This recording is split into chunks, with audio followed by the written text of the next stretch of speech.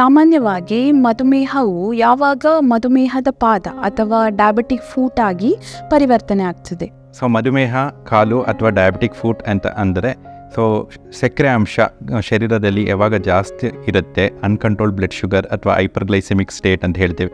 ಈ ಸಂದರ್ಭದಲ್ಲಿ ಏನಾಗುತ್ತೆ ಅಂತ ಅಂದಾಗ ತುಂಬ ವರ್ಷಗಳಿಂದ ಅನ್ಕಂಟ್ರೋಲ್ಡ್ ಶುಗರ್ ಅಥವಾ ಹೈಪರ್ಗ್ಲೈಸೆಮಿಕ್ ಸ್ಟೇಟ್ ಇದ್ದಾಗ ಅದು ಕಾಲಿನ ರಕ್ತನಾಳಗಳಾಗಲಿ ಅಥವಾ ನರಗಳಿಗೆ ಅಫೆಕ್ಟ್ ಆಗ್ಬೋದು. ಅಂಥ ಸಂದರ್ಭದಲ್ಲಿ ಕಾಲಿನಲ್ಲಿ ವೇರಿಯೇಷನ್ಸ್ ಬರೋ ಚಾನ್ಸಸ್ ಇರುತ್ತೆ. ಆ ಕಾರಣಕ್ಕೆ ಸೆಕೆಂಡರಿ ಇನ್ಫೆಕ್ಷನ್ಸ್ ಎಲ್ಲ ಆಗುವ ಚಾನ್ಸಸ್ ಇರುತ್ತೆ. ಆವಾಗ ಅದು ಮಧುಮೇಹದ ಕಾಲು ಆಗಿ ಟರ್ನ್ ಆಗುವ ಚಾನ್ಸಸ್ ಇರುತ್ತೆ, ಡಯಾಬಿಟಿಕ್ ಫೂಟ್ ಅಂತ ಹೇಳ್ತೇವೆ. ಮಧುಮೇಹ ಪಾದ ಅಥವಾ ಡಯಾಬಿಟಿಕ್ ಫೂಟ್, ಅದಕ್ಕೆ ಯಾವುದೆಲ್ಲ ಅಪಾಯಕಾರಿ ಅಂಶಗಳು ಇರುತ್ತವೆ? ಡಯಾಬಿಟೀಸ್ ರೆಫರ್ಸ್ ಟು ಹೈಪರ್ಗ್ಲೈಸೆಮಿಕ್ ಸ್ಟೇಟ್, ಅಂದರೆ ಸಕ್ಕರೆ ಕಾಯಿಲೆ ಅಂತ ಹೇಳಿದಾಗ ಬ್ಲಡ್ ಶುಗರ್ ಲೆವೆಲ್ಸ್ ಜಾಸ್ತಿ ಇರುತ್ತೆ. ಈ ಮಧುಮೇಹ ಕಾಯಿಲೆಯಲ್ಲಿ ಯಾವಾಗ ಬ್ಲಡ್ ಶುಗರ್ ಜಾಸ್ತಿ ಇರುತ್ತೆ, ತುಂಬ ವರ್ಷಗಳಿಂದ ಹೀಗೆ ಬ್ಲಡ್ ಶುಗರ್ ಜಾಸ್ತಿ ಇದೆ ಅಥವಾ ಅನ್ಕಂಟ್ರೋಲ್ಡ್ ಇದೆ, ಸರಿಯಾಗಿ ಮೆಡಿಕೇಷನ್ಸ್ ತೊಗೊತಿಲ್ಲ, ಇರ್ರೆಗ್ಯುಲರ್ ಮೆಡಿಕೇಷನ್ಸಲ್ಲಿ ಇದ್ದಾಗ ಹೈಪರ್ಗ್ಲೈಸೆಮಿಕ್ ಸ್ಟೇಟಿಂದಾಗಿ ಕಾಲಿನ ರಕ್ತನಾಳಗಳು ಅಫೆಕ್ಟ್ ಆಗುತ್ತೆ. ಹಾಗೆ ಕಾಲಿನ ನರಗಳು ಕೂಡ ಅಫೆಕ್ಟ್ ಆಗುವ ಚಾನ್ಸಸ್ ಇರುತ್ತೆ. ಈಗ ರಕ್ತನಾಳಗಳು ನರಗಳು ಎಫೆಕ್ಟ್ ಆದಾಗ ಸೆಕೆಂಡರಿ ಚೇಂಜಸ್ ಬರುವ ಚಾನ್ಸಸ್ ಇರುತ್ತೆ ಪಾದಗಳಲ್ಲಿ. ಆ ಪಾದಗಳಲ್ಲಿ ಏನು ಚೇಂಜಸ್ ಬರುತ್ತೆ ಅದಕ್ಕೆ ನಾವು ಡಯಾಬಿಟಿಕ್ ಫೂಟ್ ಲೀಷನ್ಸ್ ಅಥವಾ ಡಯಾಬಿಟಿಕ್ ಫೂಟ್ ಡಿಸೀಸಸ್ ಅಂತ ಹೇಳ್ತೀವಿ. ಈ ಡಯಾಬಿಟಿಕ್ ಫೂಟ್ ಡಿಸೀಸಸ್ ಅಥವಾ ಡಯಾಬಿಟಿಕ್ ಫೂಟ್ ಲೀಷನ್ ಅಂದರೆ ಹಲವಾರು ರೀತಿಯ ಪ್ರಾಬ್ಲಮ್ಸ್ ಬರ್ಬೋದು. ಕಾಲಲ್ಲಿ ಕೆಂಪಾಗೋದು, ಇನ್ಫೆಕ್ಷನ್ಸ್ ಆಗೋದು, ಅಲ್ಸರ್ ಆಗೋದು, ಹುಣ್ಣಾಗೋದು, ನಂತರ ಚರ್ಮ ದಪ್ಪ ಆಗೋದು, ಅಥವಾ ಫೂಟ್ ಶೇಪಲ್ಲಿ ಪಾದಗಳ ಶೇಪ್ ಚೇಂಜ್ ಆಗ್ಬೋದು, ಬೆರಳುಗಳಲ್ಲಿ ಚೇಂಜಸ್ ಬರುವ ಚಾನ್ಸಸ್ ಇರುತ್ತೆ. ಅದು ಸಿವಿಯರ್ ಆದಲ್ಲಿ ಗ್ಯಾಂಗ್ರೀನ್ ಅಂತ ಆಗ್ಬೋದು. ಡಯಾಬಿಟಿಕ್ ಫೂಟ್ಗೆ ಇರುವಂತಹ ಅಪಾಯಕಾರಿ ಅಂಶಗಳು ಯಾವುವು? ಅದಕ್ಕೆ ಈಗ ರಿಸ್ಕ್ ಫ್ಯಾಕ್ಟರ್ಸ್ ಅಂತ ಹೇಳಿದಾಗ ಒಂದು ಮಧುಮೇಹ ಕಾಲು ಯಾಕೆ ಬರುತ್ತೆ ಡಯಾಬಿಟಿಕ್ ಫೂಟ್ ಅಂದರೆ, ಒಂದು ರಕ್ತಚಲನೆ ಸರಿಯಾಗಿ ಆಗದೆ ಇರೋ ಕಾರಣಕ್ಕೆ. ಕಾಲಿನ ದೊಡ್ಡ ರಕ್ತನಾಳಗಳಾಗಿರ್ಬೋದು ಅಥವಾ ಸಣ್ಣ ರಕ್ತನಾಳಗಳಾಗಿರ್ಬೋದು, ಮ್ಯಾಕ್ರೋ ಎಂಜಿಯೋಪತಿ ಅಂತ ಹೇಳ್ತೀವಿ, ಹಾಗೆ ಮೈಕ್ರೋ ಎಂಜಿಯೋಪತಿ ಅಂತ ಕೂಡ ಹೇಳ್ತೇವೆ. ಈ ರಕ್ತನಾಳದ ಕೊಳವೆಗಳಲ್ಲಿ ಬ್ಲಾಕ್ ಆದಲ್ಲಿ ಅಥವಾ ನ್ಯಾರೋ ಅಂದರೆ ಸಣ್ಣದಾದಲ್ಲಿ ಆ ರಕ್ತಚಲನೆ ಸರಿಯಾಗಿ ಆಗಿಲ್ಲ ಅಂತ ಅಂದ ಕಾರಣ ಆವಾಗ ಬ್ಲಡ್ ಸಪ್ಲೈ ಕಡಿಮೆ ಆಗಿ ಆ ಕೊರತೆಯಿಂದ ಅಲ್ಸರ್ಸ್ ಆಗುವ ಚಾನ್ಸಸ್ ಇರುತ್ತೆ. ಅದಲ್ಲದೆ ಕಾಲಿನ ನರಗಳು ಅಫೆಕ್ಟ್ ಆದರೆ ನ್ಯೂರೋಪತಿ, ಡಯಾಬಿಟಿಕ್ ನ್ಯೂರೋಪತಿ ಅಂತ ಹೇಳ್ತೀವಿ.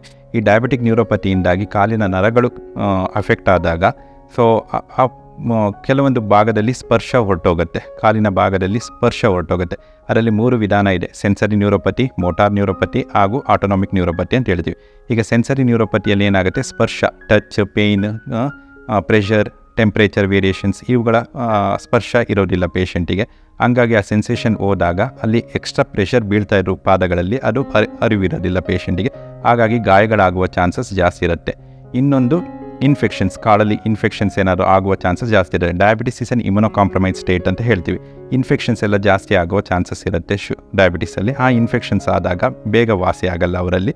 ಅದು ಡೀಪ್ ಇನ್ಫೆಕ್ಷನ್ಸಿಗೆ ಹೋಗಿ ಗಾಯಗಳಾಗೋ ಚಾನ್ಸಸ್ ಇರುತ್ತೆ. ಒಬ್ಬ ವ್ಯಕ್ತಿಯು ಡಯಾಬಿಟಿಕ್ ಫೂಟ್ ಕಾಯಿಲೆಯಿಂದ ಸಹಜ ಸ್ಥಿತಿಗೆ ಬರಬಹುದೇ, ಅಥವಾ ಅದಕ್ಕಿರುವಂತಹ ಆಧುನಿಕ ಚಿಕಿತ್ಸೆಗಳು ಯಾವುದೆಲ್ಲ? Yes, of course.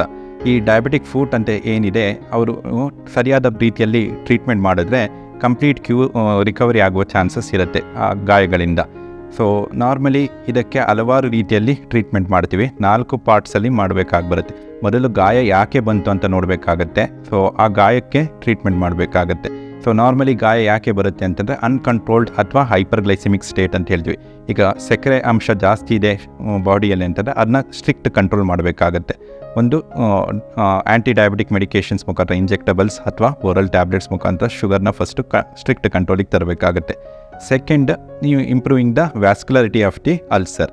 ಈಗ ರಕ್ತಚಲನೆ ಕಡಿಮೆ ಆಗಿರೋದ್ರಿಂದ ಬಂದಿದೆ ಗಾಯ ಅಂತ ಹೇಳಿದ್ರೆ ಆ ರಕ್ತಚಲನೆ ಇಂಪ್ರೂವ್ ಮಾಡಲಿಕ್ಕೋಸ್ಕರ ಏನಾದರೂ ಪ್ರೊಸೀಜರ್ಸ್ ಬೇಕಾದರೆ ಅದು ಮಾಡಬೇಕು. ಈಗ ಬ್ಲಾಕ್ ಇದ್ದರೆ ಕೆಲವೊಮ್ಮೆ ರಕ್ತಚಲನೆ ಕಮ್ಮಿ ಆಗುತ್ತೆ, ಅಥವಾ ನ್ಯಾರೋ ಆಗಿದೆ ಬ್ಲಡ್ ವೆಸಲ್ಸು, ಅದಕ್ಕೆ ಕಾರಣಕ್ಕೆ ಗಾಯಗಳು ಬರುವ ಚಾನ್ಸಸ್ ಇರುತ್ತೆ. ಆ ಬ್ಲಾಕ್ನ ತೆಗಿಲಿಕ್ಕೋಸ್ಕರ ಸ್ಟೆಂಟ್ ಅಂತ ಪ್ರೊಸೀಜರ್ ಬರುತ್ತೆ, ಅಥವಾ ಬೈಪಾಸ್ ಗ್ರಾಫ್ಟಿಂಗ್ ಅಂತ ಬರುತ್ತೆ. ಆ ರೀತಿ ಏನಾದರೂ ಪ್ರೊಸೀಜರ್ಸ್ ಮಾಡಿ ರಕ್ತಚಲನೆ ಇಂಪ್ರೂವ್ ಮಾಡ್ಬೋದಾ ಅದು ನೋಡಬೇಕಾಗತ್ತೆ. ಎರಡನೇದು, ಅಲ್ಲಿ ಇನ್ಫೆಕ್ಷನ್ಸ್ ಏನಾದರೂ ಇದ್ದರೆ ಆ ಇನ್ಫೆಕ್ಷನ್ಸ್ನ ಕಮ್ಮಿ ಮಾಡಬೇಕಾಗುತ್ತೆ. ಐವಿ ಆ್ಯಂಟಿಬಯೋಟಿಕ್ಸ್ ಅಥವಾ ಓರಲ್ ಟ್ಯಾಬ್ಲೆಟ್ಸ್ನ ಕೊಟ್ಟು ಆ ಇನ್ಫೆಕ್ಷನ್ಸ್ನ ಕಮ್ಮಿ ಮಾಡಬೇಕಾಗತ್ತೆ. ಇನ್ನೊಂದು, ಪ್ರೆಷರ್ ಬೀಳದೇ ಇರೋ ಹಾಗೆ ಗಾಯಗಳ ಮೇಲೆ ನೋಡ್ಕೊಬೇಕಾಗತ್ತೆ. ಈಗ ಕಂಟಿನ್ಯೂಸ್ ಪ್ರೆಷರ್ ಬೀಳ್ತಾ ಇದೆ ಅಂದರೆ ಆ ಗಾಯ ಬೇಗ ವಾಸಿ ಆಗೋದಿಲ್ಲ. ಆ ಪ್ರೆಷರ್ನ ಕಮ್ಮಿ ಮಾಡಲಿಕ್ಕೋಸ್ಕರ ಸಪ್ರೇಟ್ ಟೋಟಲ್ ಕಾಂಟ್ಯಾಕ್ಟ್ ಕ್ಯಾಸ್ಟ್ ಅಂತ ಅಥವಾ ರಿಮೂವಬಲ್ ಕ್ಯಾಸ್ಟ್ ಅಂತ ಬರುತ್ತೆ, ಅಥವಾ ಸಪ್ರೇಟ್ ಫುಟ್ವೇರ್ ಬರುತ್ತೆ.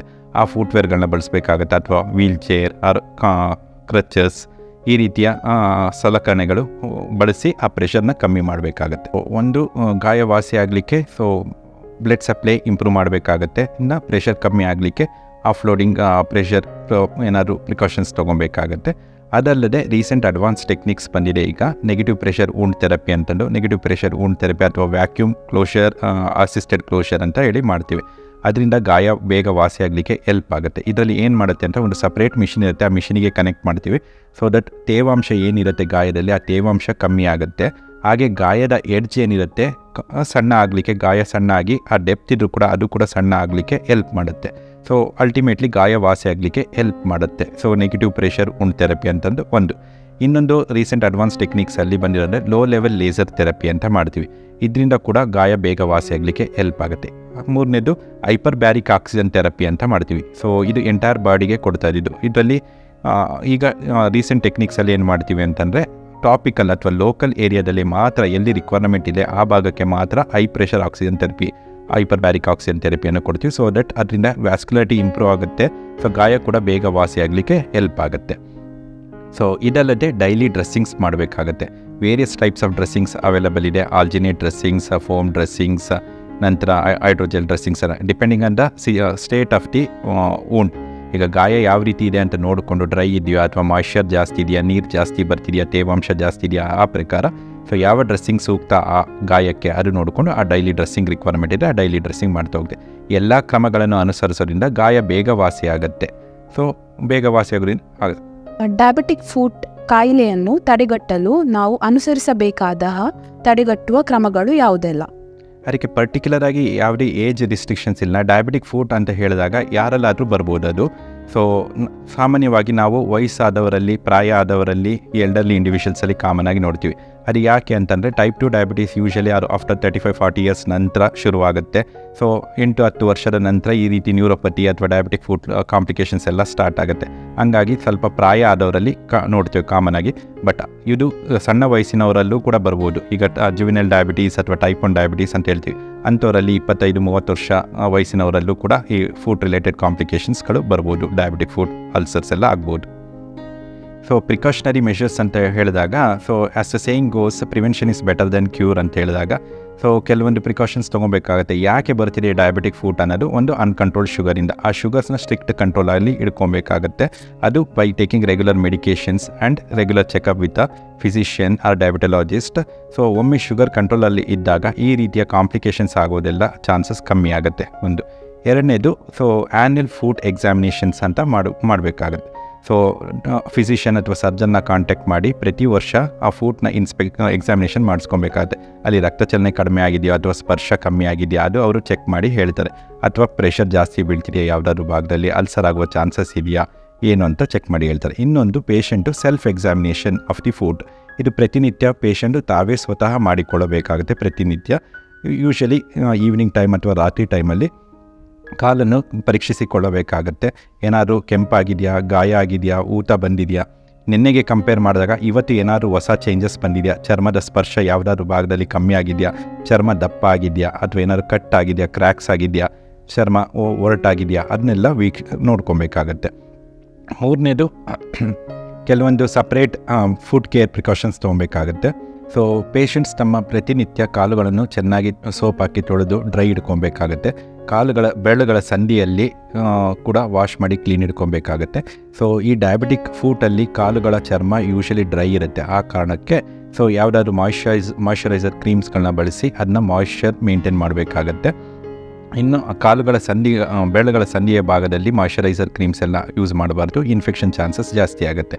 ನಂತರ ಪ್ರಾಪರ್ ಒಂದು ಪ್ರೊಟೆಕ್ಟಿವ್ ಕವರ್ಸ್ ಯೂಸ್ ಮಾಡಬೇಕಾಗುತ್ತೆ. ಅದೇ ಸಾಕ್ಸ್ ರೀತಿಯಲ್ಲಿ ಕಾಟನ್ ಸಾಕ್ಸ್ ಅಥವಾ ಉಲ್ಲನ್ ಸಾಕ್ಸ್ಗಳನ್ನ ಬಳಸಬೇಕಾಗತ್ತೆ. ಹಾಗೆ ಪ್ರಾಪರ್ ಫುಟ್ವೇರ್ಗಳನ್ನ ಹಾಕಬೇಕಾಗುತ್ತೆ, both for indoor and outdoor ಪರ್ಪೋಸಿಗೋಸ್ಕರ. ಸೊ ಈ ಫುಟ್ವೇರ್ಗಳಲ್ಲಿ particular footwears like MCR chappal or MCP footwears ಅಂತ ಸಿಗುತ್ತೆ. ಈ ಮೈಕ್ರೋ ಸೆಲ್ಯುಲಾರ್ ಪಾಲಿಮರ್ ಫುಟ್ವೇರ್ ಅಂತಲೂ ಇವುಗಳನ್ನ ಬಳಸಬೇಕಾಗುತ್ತೆ.